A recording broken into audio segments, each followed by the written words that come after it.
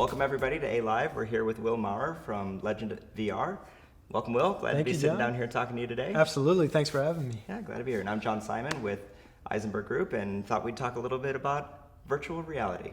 Legends have gotten some great opportunities, and I hear you guys have gotten to get off the, well, you've been off the ground for a couple of years now, but most recently got to launch a virtual reality experience with Stan Lee. Yeah, amazing opportunity to work with the legend himself. Yeah. Absolutely. Well, love to hear more about it. What was it like to meet Stan, and how did you introduce him to the virtual reality world? It came to us, the opportunity was do the motion comic, traditional 2D animation, and we're like, interesting for Comic-Con, which was a big bonus, to be released on Hollywood Reporter as one of their first live scripted series. So we brought Mark and Deb in to Legend for a VR demo, and they were like, how do we do something in VR? I was like, not how, we have to. so we got the opportunity, we put together a package for them that included the 2D animation and a virtual reality where they just basically said, Stan hadn't done VR yet. So his team was open to whatever we could put together in the time frame, because we had a very quick time frame on this, and the budget didn't allow for VR because they didn't have plans for that. So, working with the team at Genius Brands and Stan's team kind of said, let's take the 2D motion comic and build a 360 environment from the series, and you're in the environment, and then let's put Stan Lee right next to you. So he morphs in as like only Stan Lee can, gives you an intro and outro to each motion comic, and then the motion comic plays on a big projector in front of you within the VR 360 scene. So that was kind of the catalyst for the project. Oh, that's great. So, and especially with comics, because we're so used to, the traditional comic look, and obviously Stan's taken that into the theatrical space and has done, incredible wonders with the Marvel brand and all the characters and the CG. What did you find were some of the challenges or successes for VR in being able to take that world and bring it into that space, and how you created it? Yeah. So we're still kind of developing, trying to figure out how to take a traditional comic story, art, layout, things like that, and retell that story in a VR space. And we've been going through a lot of tests. This project, we had a great opportunity because we were, compressed on time. So that's always the driving, motivating factor, is like, how long do we have to do something, and then we'll figure it out. But when you have all day to kind of figure out how to tell a new story, translate a comic into a VR space, you could go on forever trying to figure that out. Yeah. So seems to be one of the challenges with the VR is the time factor, obviously, because marketing today has gotten used to such a pace of things needing to be ready for market, or when we actually have the idea come to fruition to whatever effort we're trying to make. But with VR, there's obviously a development component, there's the CG component. But it's interesting because you have a background obviously with production and graphics, and being able to apply that and bring that into the virtual space is a huge advantage.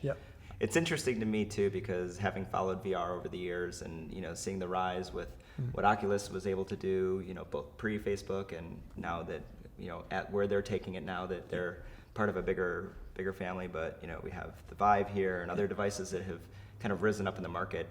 The gaming industry obviously has really helped VR get off the ground and get introduced. Absolutely. I think most people in the masses, even if you haven't tried it, that's usually the entry point in which they've had. But outside of gaming, you guys are exploring that obviously with entertainment. Are there any other areas other than entertainment that Legend has thought about where your experience within VR or in the interactive virtual reality space, or is entertainment the primary focus for the direction you guys are looking to exploit the platform? Yes. So entertainment has been, marketing and brands have driven content for the most part, the good quality content where there's actual real budgets behind them to produce. So we had an opportunity to work on the Suicide Squad piece for Comic-Con. We launched the Stan Lee piece for Comic-Con. We worked on the Crimson Peak piece for last year's Comic-Con, and done a lot of scripted content, marketing-driven scripted content, and worked with brands like MasterCard and Patron. So that's where the money's been funneling in. developing a real estate VR platform as well. So web-based URL, you drop it into a Google Cardboard, you kind of be at the house without driving around the neighborhoods now and going in. So we're working with a company called Rex on that technology and bringing the VR marketplace to the real estate sector. So where do you think the pivot's going to be for the masses? Because obviously there's a lot of early adopters who are now getting an easier entry point in. And of course, with the Google Daydream platform now public, and people are going to soon have access to that. Sony this week will be launching, and the PlayStation VR platform will be available to a lot of people. Obviously, we'll push a lot of gaming, but we'll now get it actually into people's homes. Right. Virtual reality on roller coasters, where you can go into a car dealership now and get an experience of driving on the road. There's so many different applications that are being introduced.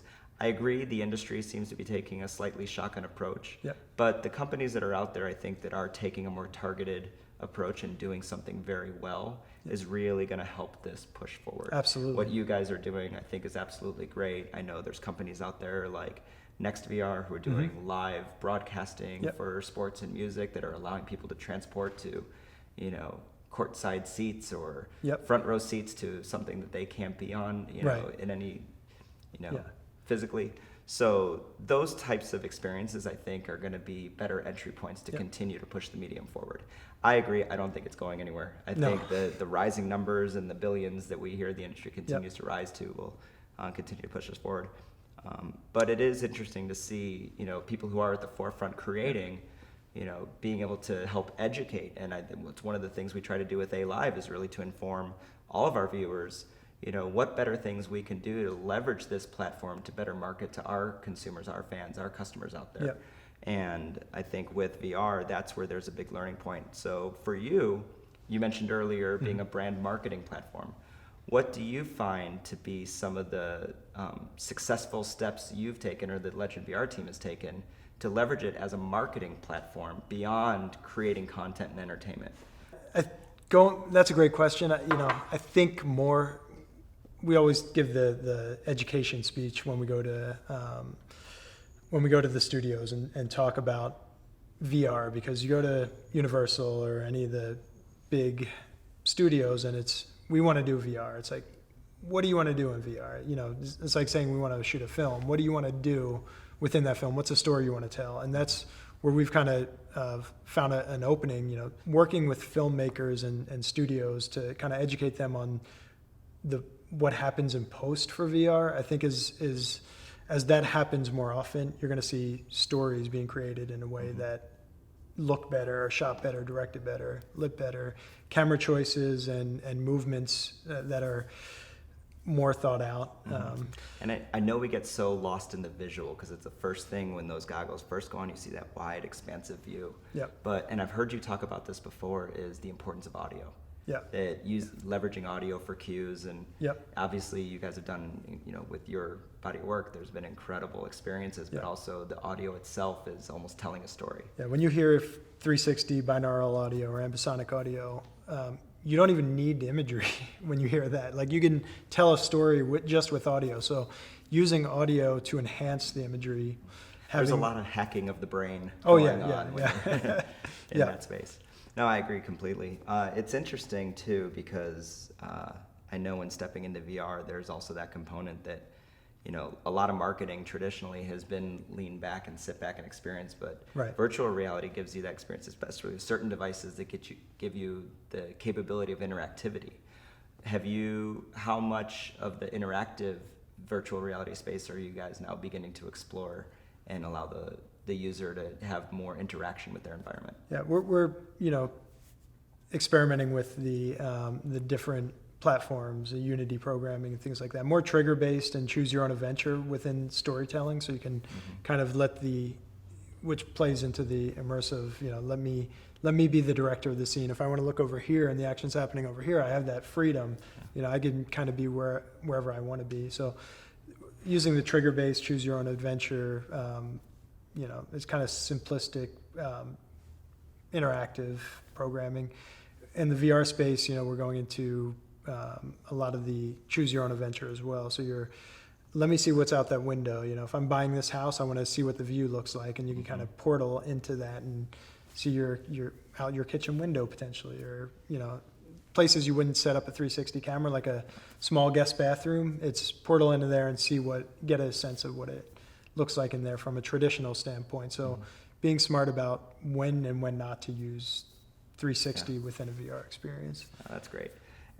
It's interesting too, as I've been experiencing different, virtual reality experiences and talking to a lot of people who are both developing, but also, users when they're new to introduce. One of the first reactions is, wow, I didn't realize how much I was going to be transported somewhere else. Right.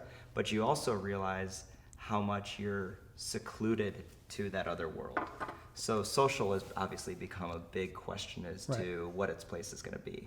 And I think a lot of the announcements at Oculus Connect with, being able to see Zuck and his avatar and, in a space, it's introducing, I think, a needed element. Yep. It's interesting to me too, because we're very social when we think about how we've consumed entertainment in the past. At home, we watch TV with our families. Right. We go out to theaters. We're always, usually with friends, although there are a few of us who might go alone. Right. But I think that will also help to make a pivot. I'd be curious to hear, your thoughts on that and creating experiences for multiple people to allow them into a space to either experience the same virtual piece together, or to be able to experience and be able to engage in conversation, such as the avatar play. Yeah, and I agree that's definitely going to be a pivot point, because the feedback I get is, I put a headset on and what do other people do when they're there, and you end up just looking at the one person with the headset. They're looking at the content, but you're just watching them, and it just keeps going around in circles, So they're always taking pictures of you. I've got a library of pictures. I'd be curious to hear, any final thoughts you had with respects to, getting that content out there and getting more people to use it. Obviously, Comic-Con's an incredible location for early adopters. Absolutely. Could not be a better match when you think the Stan Lee experience. That's the audience. Yeah. But I think that's an important thing we always try to do. Is understand, finding that audience and how to make that direct connection with them. Right. Well, Comic-Con was interesting, and it's a great platform to launch any experience like this. We worked on the Suicide Squad piece, and the lines got up to 4 hours at the Hard Rock to get in and experience that. So it just goes to show the amount of interest from a consumer standpoint in VR right now. I personally gave over 3,000 demos of the Stan Lee piece in the convention hall at Comic-Con. I was surprised how many first-time VR users, out of the 3,000, I'd say it was over 95%, who was their first time trying VR. And I'd consider that crowd a little more progressive and into that technology. So it's interesting to kind of hear people, what makes them excited, what they don't get, where the breaking points are and where the exciting points are. And a lot of time it was just like, as soon as you see Stan Lee next to you and you're not expecting it, it's like, wow, I'm in a room with he's right next to me because I'm in this room and I'm in this animated room, this CG world, so it kind of puts you in places you could never be, where you feel like you're there. Anyone who doesn't think that VR is taking off, all I can say is, we've been hardwired. Yeah. We see something and we can compare it to what it was, when we saw IMAX for the first time, and okay, I can see where it's now wider, but it's obviously a different experience. But all I could say is, if you have kids at home, put a VR device on them if you haven't, and you will see where the future of this is. I mean, they jump in, they're moving around, and it's instantly another universe for them. And considering that those are our audience of the future, I think that's where this platform is. They're going to grow up in a day where they never knew when it didn't exist. It's the norm. Exactly. So I find that to be pretty incredible. Cool. Well, Will, appreciate you coming out today. Definitely appreciate the A-Live audience for joining us today. Feel free to visit AList Daily for more information and find out more information about frontline marketing and virtual reality and a lot of the great emerging things you can do out there to help your story reach your audience. Will, thanks again. Thank you. Appreciate it. Yeah. All right.